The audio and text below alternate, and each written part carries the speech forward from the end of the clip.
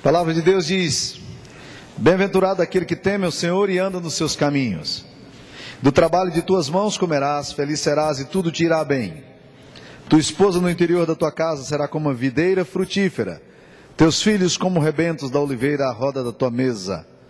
Eis como será abençoado o homem que teme ao Senhor.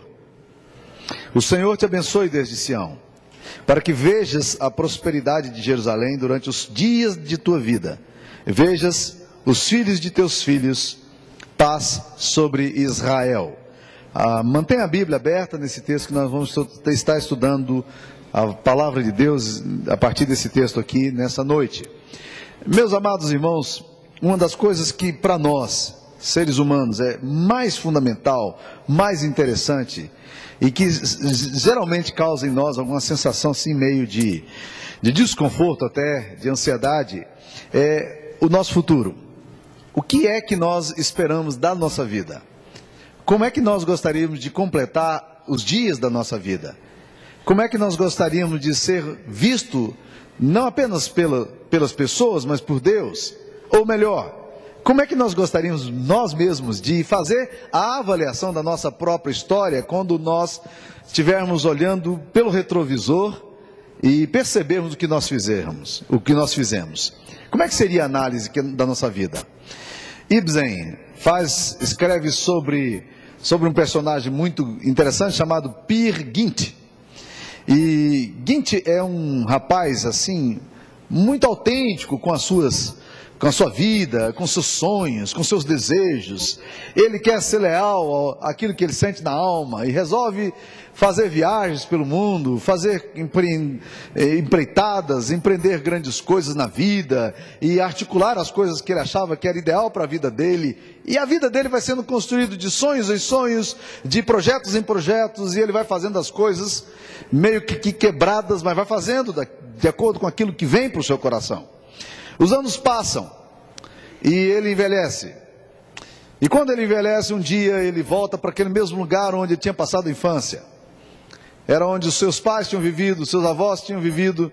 E quando ele está agora olhando aquilo que ele tinha feito, tudo aquilo que as suas mãos haviam feito e tentando ver a sua vida em retrospectiva, ele vai à horta e encontra uma cebola.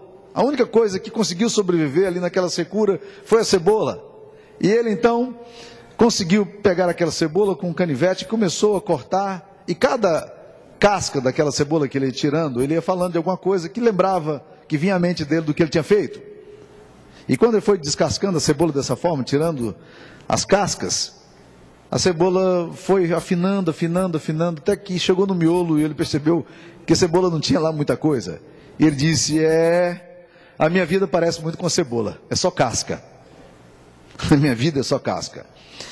A Bíblia Sagrada nos fala de alguns homens que fizeram análise da sua própria história. Por exemplo, a Bíblia fala de um homem chamado Jacó, um homem que teve 12 filhos, um homem que é um dos patriarcas da fé.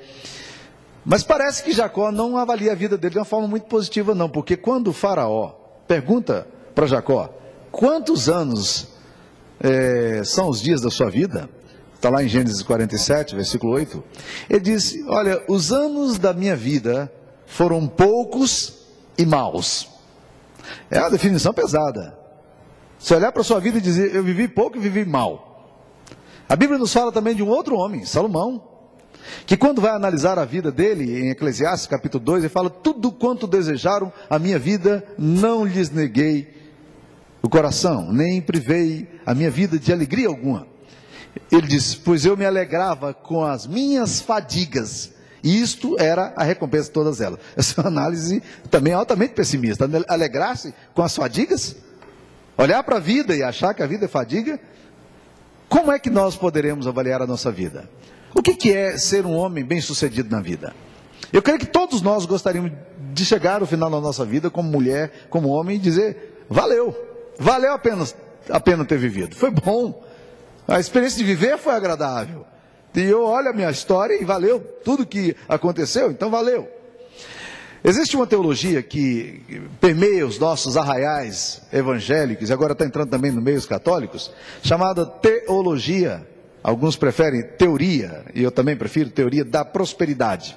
Na verdade, a teologia da prosperidade, ou a teoria da prosperidade, ela na verdade não é bem teologia da prosperidade, é teologia da riqueza. Porque ela fala o seguinte: você traz as suas ofertas para Deus, Deus vai te abençoar e você vai ter o carro do ano, você vai ter uma casa maravilhosa, você vai ser bem sucedido nos seus negócios. E você vai lendo a Bíblia, meu querido irmão, você vai perceber que isso tudo é enganação. A Bíblia nunca prometeu isso. Agora, ao lermos a palavra de Deus, e sendo bem honesto com as Escrituras Sagradas, a Bíblia nunca ofereceu riqueza aos seus adoradores. Mas se há uma coisa que a Bíblia oferece, é prosperidade. Se os teólogos da prosperidade entendessem isso, seria muito bom. Eles estão confundindo riqueza com prosperidade. A Bíblia nunca prometeu para você riqueza, mas a Bíblia promete sim, sempre, prosperidade. Olha como é que esse Salmo 128 nos diz: bem-aventurado aquele que teme o Senhor e anda nos seus caminhos. A palavra bem-aventurada no hebraico, ela traz a ideia não de feliz, porque se é uma tradução imediata seria feliz é o homem que teme o Senhor e anda nos seus caminhos, mas a palavra não é bem-felicidade, é mais do que isso. A palavra aqui é um estado de alma, é uma coisa que plenifica você, que enche o seu coração de sentido. Ou seja, a Bíblia está dizendo que o homem que teme ao Senhor e o homem que anda nos caminhos do Senhor é um homem próspero. É um homem que tem a bênção de Deus, e isso é prosperidade. E esse texto aqui vai nos falar que para que esse homem, ele é marcado por duas atitudes, o homem próspero. A primeira atitude é que ele teme ao Senhor. E esse é o ponto de partida de todas as Escrituras Sagradas. A Bíblia diz que o temor do Senhor é o princípio da sabedoria. Se nós temermos a Deus, a palavra de Deus nos diz que com o temor do Senhor o homem evita o mal. Está lá em Provérbios 16:6. A palavra de Deus nos diz também que o temor do Senhor é o princípio do conhecimento, mas os insensatos, os loucos, desprezam a sabedoria e a disciplina. A Bíblia está nos dizendo que este homem aqui é um homem bem-aventurado, ele é pleno, ele é um homem bem-sucedido, ele é um homem próspero, porque ele teme o Senhor. Então, se você quiser ser realizado na sua vida, o ponto de partida aqui tem que ser o temor do Senhor. Mas a Bíblia diz também que ele não apenas teme o Senhor, mas ele procura pautar a sua vida por andar nos caminhos do Senhor. Ele vê o caminho do Senhor e ele não quer se desviar do caminho do Senhor. Ele não está interessado em abandonar os caminhos de Deus, pelo contrário, o temor do Senhor o leva a querer viver dentro dos caminhos de Deus.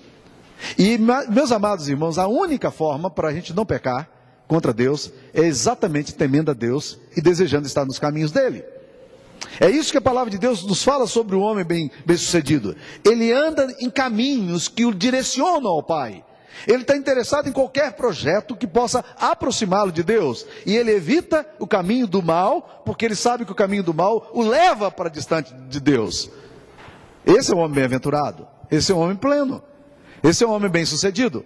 Agora, esse texto aqui vai descrever algumas características desse homem que marcam a vida dele, como é que um homem bem-sucedido é bem-sucedido.